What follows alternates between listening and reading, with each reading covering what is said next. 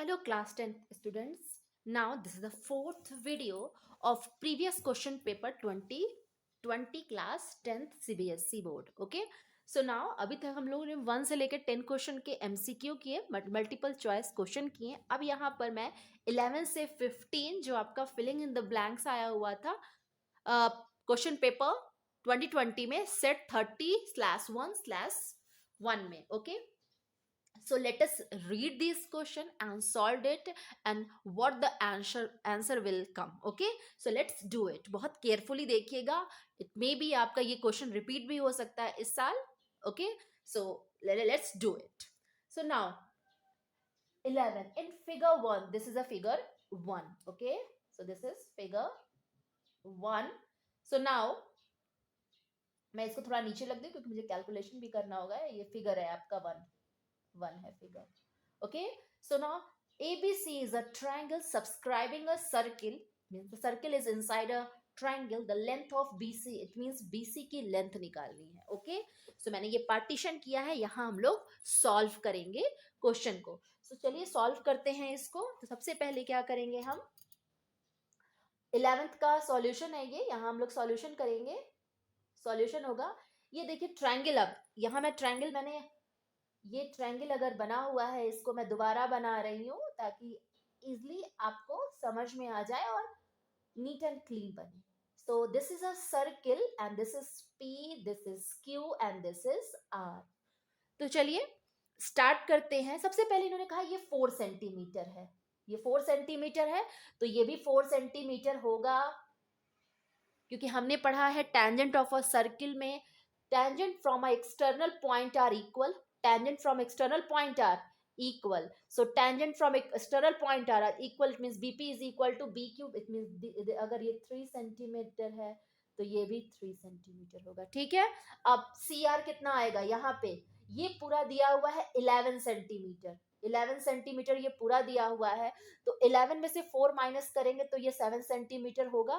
और अगर ये 7 सेंटीमीटर होगा तो ये भी 7 सेंटीमीटर होगा. अगेन आप देख लीजिए यहाँ पे इन्होंने क्या कहा. AC is equal to 11 centimetre.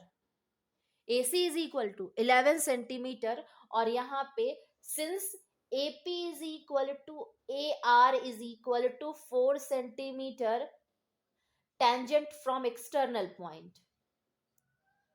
Tangent from external point A.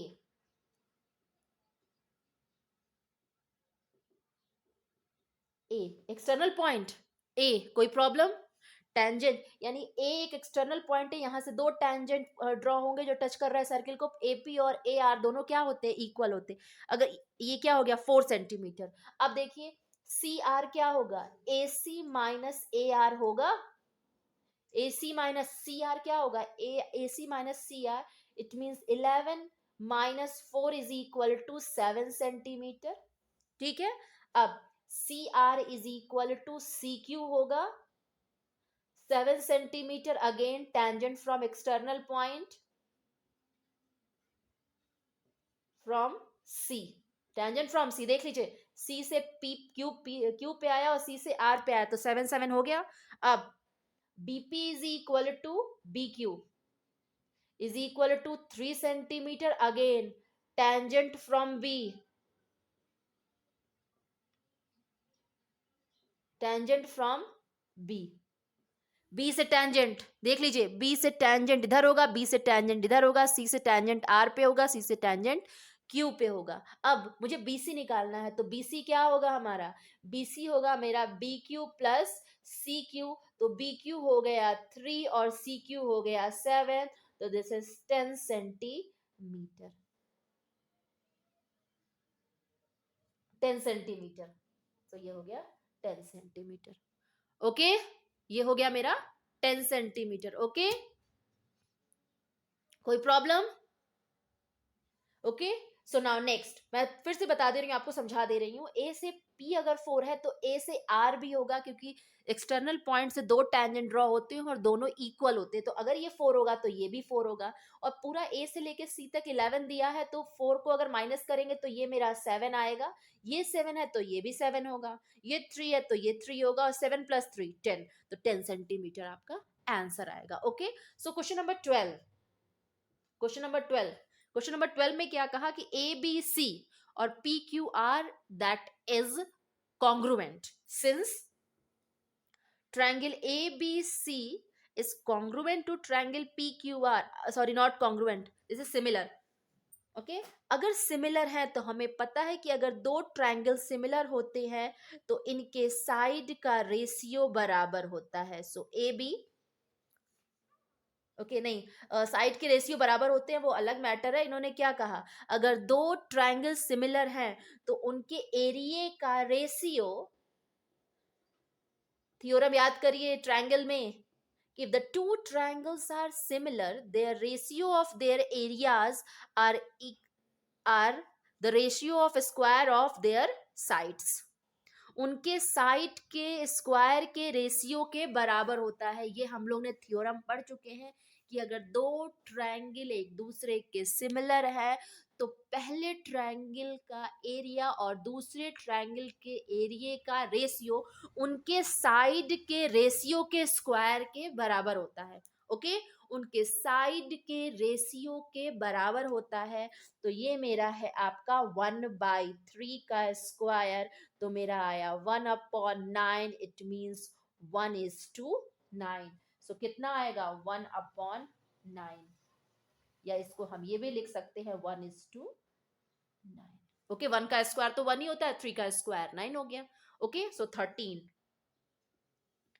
अगर कोई ट्रायंगल है, equilateral triangle A B C, now if 2A is a side of equilateral triangle, A B C एक इक्विलैटरल ट्रायंगल है, उसका हर एक साइड क्या है 2A, 2A और 2A, उसका हर एक साइड कितना है 2A, 2A, तो इसका एल्टीट्यूड क्या होगा, एल्टीट्यूड इसके 3 होते हैं और सारे एल्टीट्यूड इक्वल होते हैं। और हमें पता है कि एल्टीट्यूड का फॉर्मूला होता है इक्विलैटरल ट्रायंगल के एल्टीट्यूड का, that is your AD is equal to √3/2 into side. ये फॉर्मूला होता है, याद कर लीजिए। एरिया होता है √3/4 साइड का स्क्वायर, और इसका जो एल्टीट्यूड होता है वो होता है √3, ओके, √3/2 साइड। सो √3/2 इंटू साइड है हमारा 2A, 2A से 2 कट गया, यहाँ आया मेरा एल्टीट्यूड √3A और A√3। सो हमारा आंसर होगा A√3, इट मीन्स, ओके, समझ में आ गया आपको। ये फॉर्मूला होता है √3/2 साइड। अगर आप इसका एरिया बोलेंगे तो √3/4 साइड का स्क्वायर, सो ये हो गया √3/2, और साइड कितना इन्होंने दिया 2A, तो मैंने साइड की जगह 2A रखा, 2 से 2 कैंसिल आउट हो गया, ये आया A√3, it means A√3। Okay, कोई प्रॉब्लम? आप each and every step you do the carefully, बहुत अच्छे से केयरफुली देखिएगा, you got a maximum marks in maths. तो ये क्वेश्चन पेपर है आपका, प्रीवियस क्वेश्चन पेपर 2020 का।